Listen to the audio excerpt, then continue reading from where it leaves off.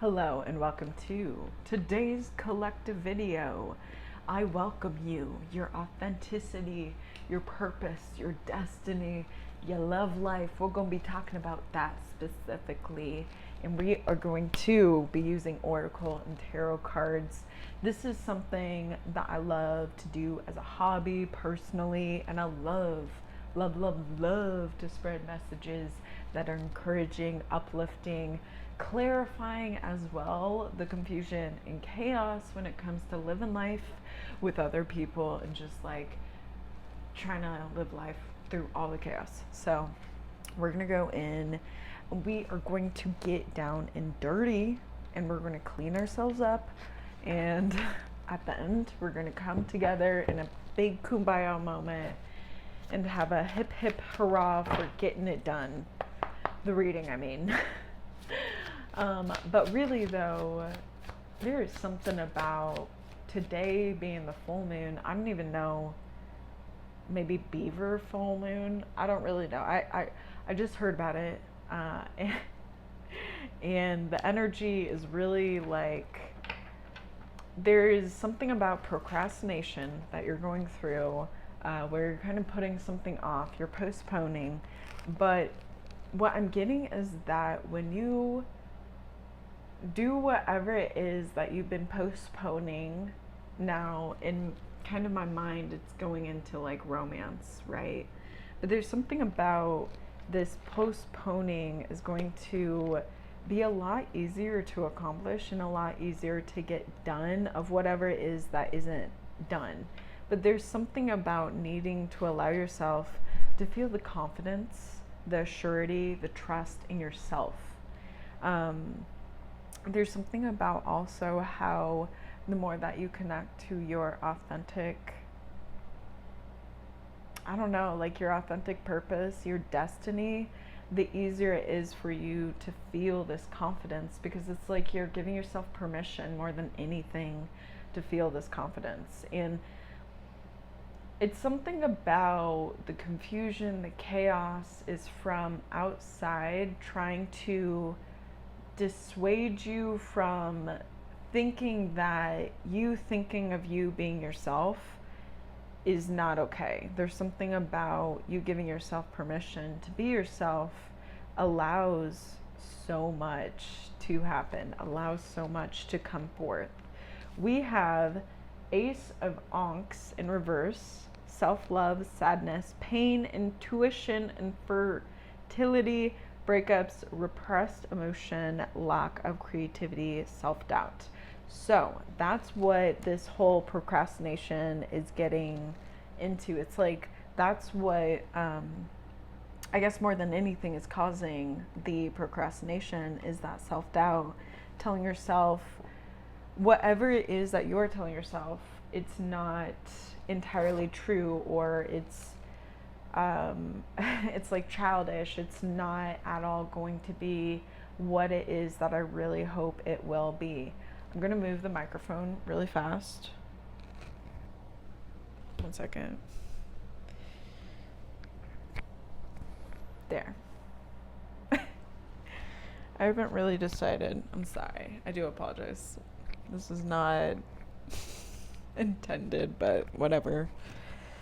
I'll figure it out. Anyway, so like I said, this procrastination, it really is being caused by self-doubt, by you diminishing your own fire, diminishing your own vibrancy. And it might be because you're uncomfortable with being authentic, or more than anything, people seeing your authenticity, seeing you express your authenticity. And there's something about also, I'm getting, with that being said, there's a lot of different resources on the web, on social media, from even from like maybe your friends, your family, where this is a very relatable kind of fear. There's some kind of fear of abandoning yourself, I'm getting, when it comes to like, yeah, you abandoning yourself. Because I'm getting that you going out and doing whatever you're like procrastinating on, there's something about coming to me. It's coming to me. It's coming to me. There's something about you're like muting yourself with this self-doubt. And it's coming from a place more than anything where you think you're not as incredible as you really are. But you really are incredible. We have Ace of Swords.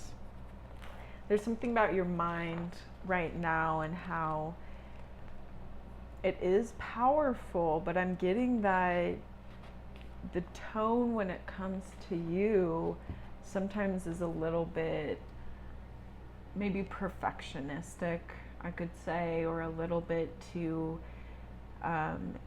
you're keeping yourself a bit too rigid, following like your set of rules. And there's something about how these set of rules were created back then with a different version of who you are, and now that you're more integrated into your own authentic self, like the version of you that fits, there's something about yeah, because I'm getting these procrastinations were so powerful. Like the doubt in your ability to do something was so powerful. But I'm getting that you're at a level now where your own self-realization is re-empowering you to go and try and accomplish whatever it is that you're doubting yourself on accomplishing. Ace of Swords. New ideas, breakthroughs, intellectual ability, victory, mental clarity, force, focus, unity, cooperation, spiritual protection. Yeah, I'm getting something also right now. You're going through this regenerating the connection with your spirit team. You're redefining what it is the connection is for you. I'm getting before it was a lot of listening to how other people connect with their spirit team. Now you're like, I kind of know myself a lot more, so I'm gonna connect the way that I connect.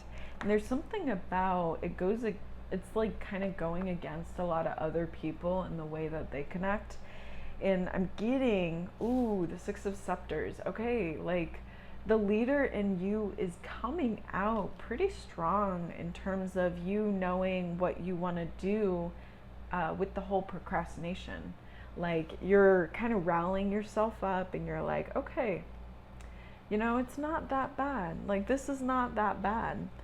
We have success, public recognition, victory, triumph, achievement, accolades, strength, virility, purity, power, fertility, public persona. That's like really what is being redefined more than anything else, is how others see you in terms of you presenting yourself. You're presenting yourself a lot more authentically too, and that means that you are going to have a lot more feedback, if you will, on how other people see you as, or who other people see you as. We have the Four of Scepters.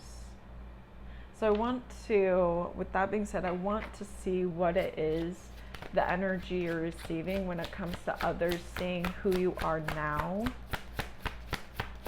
Because the Four of Scepters makes me think of those small moments in life where you celebrate with others, where it's like you're realizing the seriousness is not needed as much, and the seriousness, like you taking life so seriously, was also causing you to be more cautious, doubting yourself more, procrastinating, not making those moves when really it's like that when you make this move, it'll be okay no matter what. But it's like the Ten of Ankhs in reverse.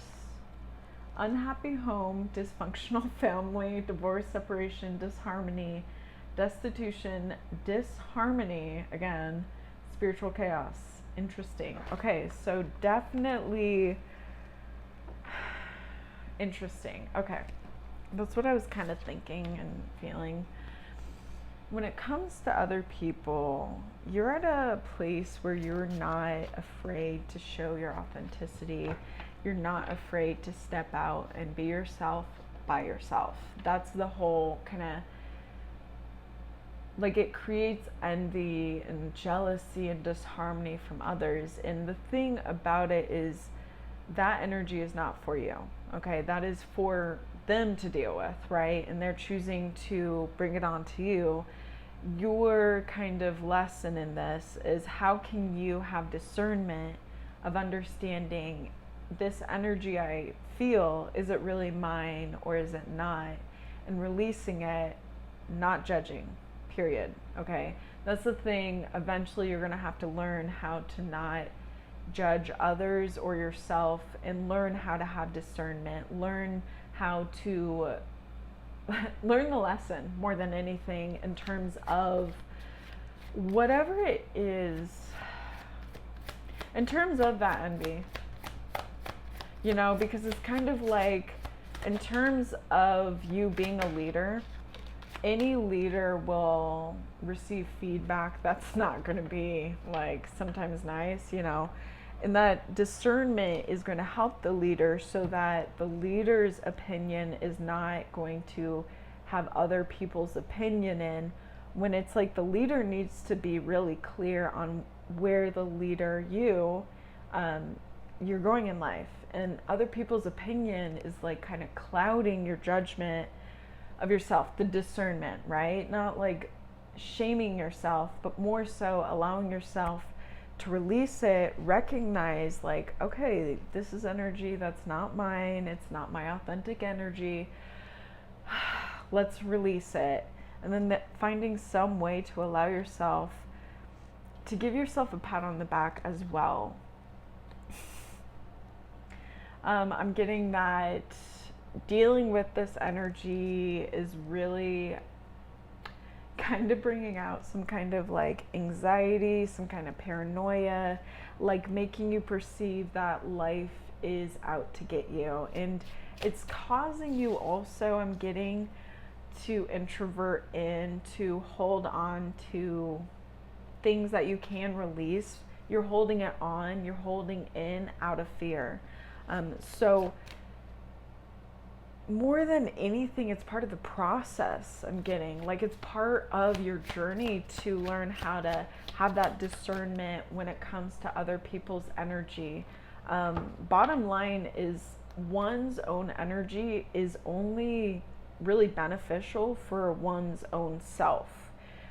If you are holding on to other people's energy, you're going to be like pulling towards them in an energetic way. It's not going to be really your life ultimately 100%. It's going to have a few percentages of other people's life in it. The more that you allow yourself to realize that this is like the process for you, like this is just kind of you gaining a really amazing intuitive muscle, okay? Discernment is so beneficial in so many aspects of life, especially in work life, so that you can allow yourself to separate the emotional part of you and the logic and reason part. Because when it comes to work, okay, you want to make sure you're logic and reason based. When it comes to work being emotional based, you're going to make those really impulsive actions that could, looking back, you could be like, ooh, that was a lesson I needed to learn. So there's something about the whole patience as well that just came forth with discernment that would be really useful for you to really key into, right? When you start to feel irritated, when you start to feel like impatient with constantly dealing with other people's envy, especially when you're shining out bright, it's the whole, that's when you need to stop if you can, right? Literally stop in your tracks, take like a deep breath, 3 deep breaths, you know, however many, ground, remind yourself that you and your authenticity is what to focus on, right? Focusing back on you and releasing everyone else, releasing those thoughts that bring up those people, releasing the feelings that would bring up those thoughts that bring up those people, you know? And eventually you're going to get to a place, right, where you have worked this muscle, this discernment so well that it's like second nature, and you can go through and be like a celebrity because you're literally a celebrity, okay? You haven't discovered, I don't know if you have or not, but like literally your authenticity is like celebrity status. Like you are someone who's going to be like a role model for others because of how you're handling your authenticity, okay? Like because of how you're handling other people when they come, like when they interact with you and your authenticity, like other people and their energy, and then you and your authenticity and your energy, right? There's something about, it's like this balance of life, so you know what really matters at the end of the day and you know what really doesn't. I have 3 cards and I'm going to end the reading. I really appreciate your presence, your authenticity, and your time spent with me. But we have Anpu,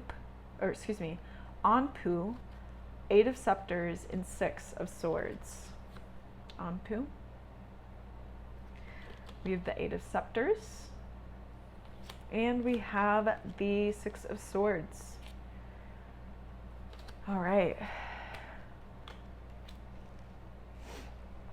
Yeah, I'm just definitely getting, coming back home to who you are is what to focus on, and learning, I guess, how it makes sense for you, because it's going to make sense for you in a way, like it's going to click for you, and understanding that my energy, everyone else's energy is not as important or prominent as your energy is with yourself. And living your life is going to be really, really important in terms of living your life authentically. It's going to fulfill you in so many different ways, but the challenge right now for you, my friend, is to find that discernment and to keep true with yourself, and releasing the other, the other baggage that you don't need. Endings, new beginnings, spiritual transformation, transition, letting go, change, upheaval, weighing options, making critical decisions, rebirth, success. Okay, 8 of Scepters. So definitely, and that was the kind of like bottom card, so like the root card, okay? Because I'm gonna use these 3 cards as to kind of like give a little forecast, if you will, okay? So this is the root, new beginnings, understanding, like you're playing a whole new game, like, and it's not about making others or you feel less than, it's releasing so you can feel more than, I guess, you can uplift the spirit. Woo! Okay. 8 of Scepters. Hastiness, action, momentum, energy, dedication, ignoring distractions, clear paths. Okay. Yeah, definitely.